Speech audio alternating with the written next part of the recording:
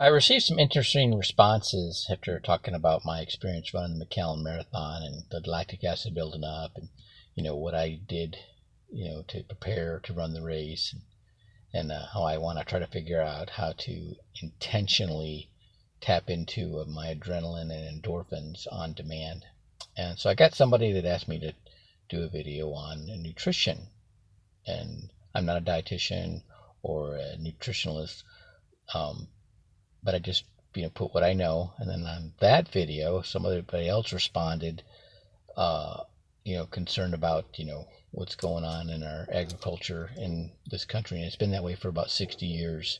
In a nutshell, we started after World War II. These munitions manufacturers just decided to use their nitrogen to make fertilizer, making it the wrong kind of nitrogen because the natural microbes in the soil don't like it, and it runs off in the ocean, creates the dead zones, which is the true reason for global warming and also the obesity in our country, because we have to eat 9 times more vegetables now to get the same nutrition content than we did 60 years ago.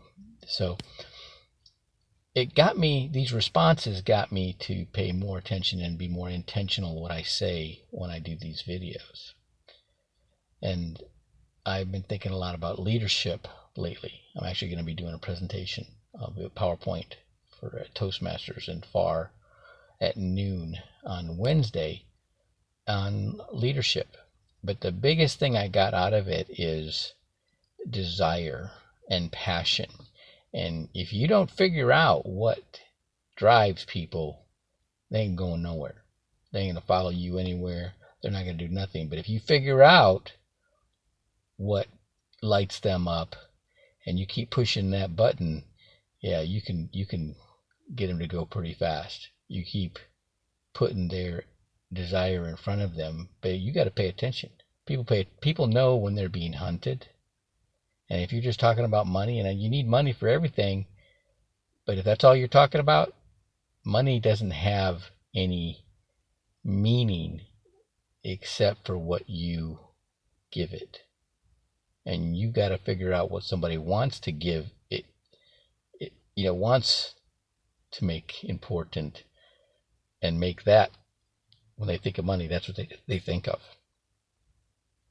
And then you can take them there, and then you can take them. Sometimes you got to go back and take baby steps. You got to go one step at a time. You got to eat that elephant one bite at a time, whether you're getting in shape or whether you're getting in financial shape. And if you're not doing that, you're not a leader. You are banging a gong, right? That's a empty gong. There's a scripture that talks about that. You got to find where their passion is and make that connection.